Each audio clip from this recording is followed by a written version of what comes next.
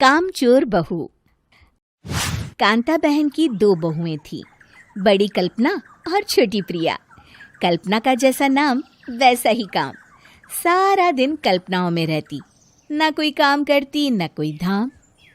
अरे कल्पना बहू, जरा अच्छी सी चटनी पीस दे, आज कुछ मजेदार खाने का मन है। पेट में जलन हो जाएगी माँ जी बुढ़ापे में, और वैसे भी मेरा काम करने का वक्त शाम का है, अब प्रिया को ही बोल दो। इतना कहकर कल्पना वहां से चली जाती है। कांता कल्पना के ऐसे रवैये से काफी परेशान रहती हैं। मैं बना देती हूँ माँ चटनी, ऐसा बोलकर प्रिया माँ को चटनी बनाकर प्लेट में खाने को देती है कि तभी वहां कल्पना आ जाती है। अरे वाह चटनी, जरा चक्कर तो देखूं, बड़े दिन हो गए। अरे नहीं बहू, तू तो रहने ही दे चटनी खाना, पेट में जलन हो जाएगी।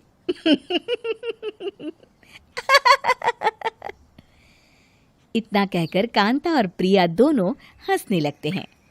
कल्पना सारा दिन या तो मोबाइल में यूट्यूब देखती या फिर सोती रहती। उसका कमरा भी बिखरा और गंदा रहता।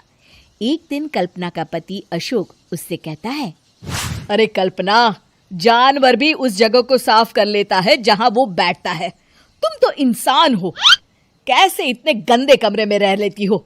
देखो सारा सामान यहाँ वहां बिखरा पड़ा है। ज्यादा अपनी माँ का बोल ना बोलो। हाँ, कमरा तुम्हारा भी तो है, गंदा लग रहा है तो साफ कर लो। पता नहीं तुम्हारे साथ मैं कैसे जिंदगी बिताऊंगा। इतना कहकर अशोक वहां से चला जाता है। कल्पना बस खाना खाने कमरे से बाहर आती और फिर से कमरे में चली जाती।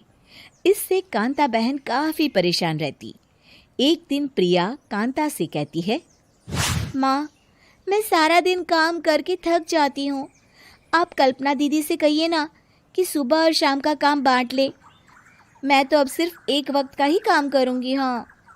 अरे तू वो भी ना करना, एक बहू तो कामचोर थी ही, दूसरी भी आ गई काम ना करने के बहाने लेकर। तभी वहां प्रिया का पति रमेश आ जाता है। माँ, मैं देख रहा हूँ भाभी कोई काम नहीं करती। प्रिया सारा दिन घर और रसोई का काम करती है, अब कुछ करो ना माँ। कांता मन में कुछ सोचती है और कल्पना के पास जाती है। कल्पना फोन पर मेकअप करना देख रही होती है। कल्पना, तुम सारा दिन बस मोबाइल देखती हो, घर का कोई काम भी कर लिया करो। प्रिया सारा दिन काम करके थक जाती है। आज से मैंने फैसला किया है, एक वक्त का काम तुम करोगी, सुबह का खाना तुम बनाओगी और रात का प्रिया। आप लोगों ने काम को हव्वा बना रखा है। अरे पता नहीं थोड़ा सा ज्यादा काम करने में आप लोग घबरा क्यों जाते हैं। और हाँ, बहुत ज्यादा प्रिया की तारीफ मत करिए मेरे सामने, बड़ी बहू तो मैं ही रहूंगी। मैं कुछ नहीं जानती, कल सुबह मुझे वक्त से खाना चाहिए, रसोई में आ जाना, वरना कल से तुझे खाना नहीं मिलेगा। अगली सुबह कल्पना रसोई में नहीं आती है। वो देर से सोकर उठती है और बाहर आकर कहती है, अरे भूख लगी है, आज खाने में क्या है? इतनी देर हो गई, आज किसी ने मुझे उठाया भी नहीं, पता नहीं कहाँ है सब। कल्पना को घर में कोई नहीं दिखता। वो रसोई की तरफ जाती है जहां बड़ा सा ताला लगा होता है। अरे रसोई में ताला? ओ, मैं तो भूल ही गई थी। माँ ने आज से सुबह का खाना मुझे बनाने को कहा था। हे भगवान, इतने लोगों का खाना बनाना क्या आसान है? तभी घर के सारे सदस्य बाहर से वापस आते हैं। वाह माँ जी, मजा आ गया छोले भटूरे खाकर। मेरे मुंह में तो अभी भी स्वाद आ रहा है।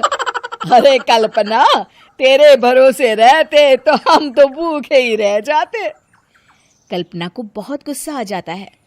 अब बहुत हो गया, आज से मैं अपनी रसोई अलग कर रही हूँ, मैं अपना खाना खुद बना लिया करूंगी। कल्पना अपनी रसोई अलग कर लेती है, पर आए दिन उसका देर से उठना और काम न करने की आदत से वो भूखी ही रह जाती थी। उसी के सामने घर के लोग अच्छे अच्छे पकवान खाते और कामचोर कल्पना को जैसे तैसे ही खाना बनाकर खाना पड़ता। पर एक दिन तो हद ही हो गई। माँ, दीदी आज सुबह से कमरे से बाहर नहीं निकली, हमें जाकर देखना चाहिए। सो रही होगी कामचोर कहीं की, पर तुम कहती हो तो चलो देख लेते हैं उसे। कल्पना कमरे में पेट पकड़कर बैठी होती है। हाय मेरा दर्द, पेट दर्द के मारे मर रही हूँ मैं।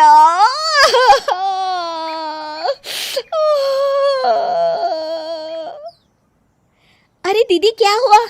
पेट में दर्द क्यों हो रहा है? डॉक्टर को दिखाया आपने? माँ।